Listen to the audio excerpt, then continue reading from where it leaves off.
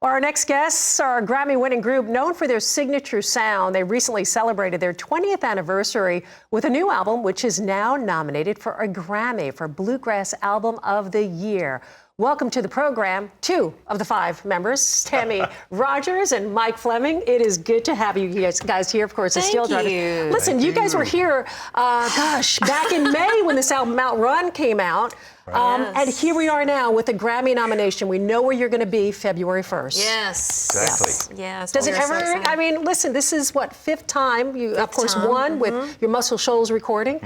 I mean, this is just amazing. Extra sweet that it's the 20th anniversary. Extra sweet. Yes, yes. And that we, you know, partnered with Sun Records. That's a big first for us. Yeah, it's kind of like the cherry on top, you know, to have set out this year, knowing that we were going to tour like crazy for the first time in a long time. Right. And then to have a new record out for to tie into all of that, and at near the end have that Grammy nomination come in. Just what a way to wrap up 2025. Yeah. It's been 10 years, and so we were kind of perched in 2019 to start a tour, and then released a record in February 2020, and so that was like, oh well, COVID hit, nothing.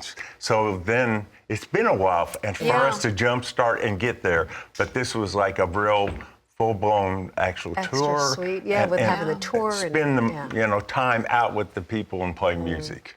I got to ask you, I was talking in the green room with you guys about the Grammys because, I mean, listen, this is going to be your fifth trip there.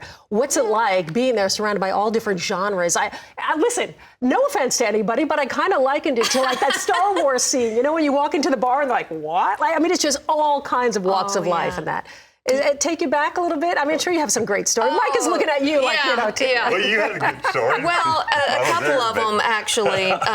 We were also there the year that Lady Gaga was carried I remember that. through the onto the red carpet in like this with the meat. Was that not the meat thing? It was the thing when she was in like the egg. Because the song was Born This Way. Right. So she didn't even stop and talk to anybody. She had these guys carrying her in this like egg-like thing, and then of course she opens the show. This is what you guys need to do. Oh, maybe we should this next year. You guys need to step up and like kind of come out of like hatchlings or something. Thing. Yeah.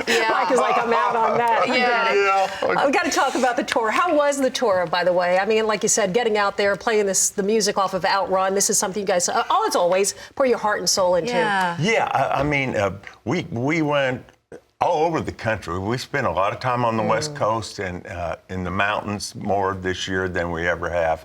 And we got to see some, upstate New York, just beautiful parts of the country. And played some amazing festivals. We played some amazing theaters, performing arts centers. Do you have a preference on that, or just those kind of rooms?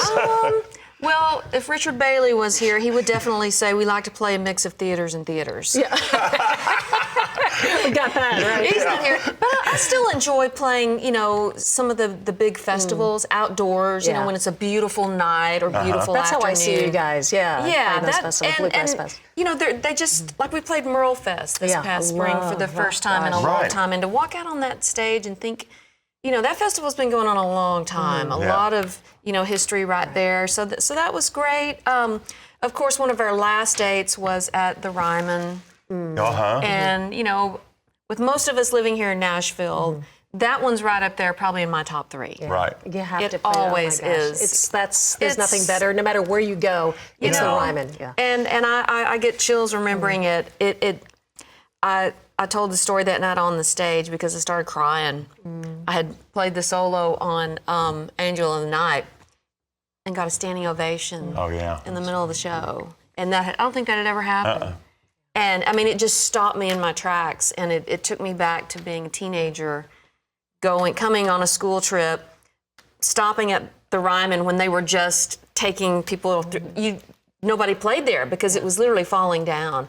And our orchestra director said, hey, I've got some kids that would love to play a couple tunes. And they said, sure. We hopped up on stage, and to think about that as a 17-year-old To now. to now, it was never in my wildest dreams that something like that would be in the future.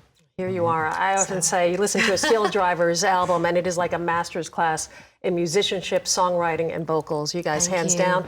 Thank you. The Grammys, of course, the nominations continue to come in because that's where you guys belong on that Thank stage. you. Well, Always a that's pleasure. kind to have words. you. Thanks so Merry much. Christmas to both of you. Oh, This girl, you I asked too. Tammy, I go, where are you going next? She says, I got to go on the road. I got to meet Emmylou Harris. And poor baby. Poor baby. That's all I'm saying.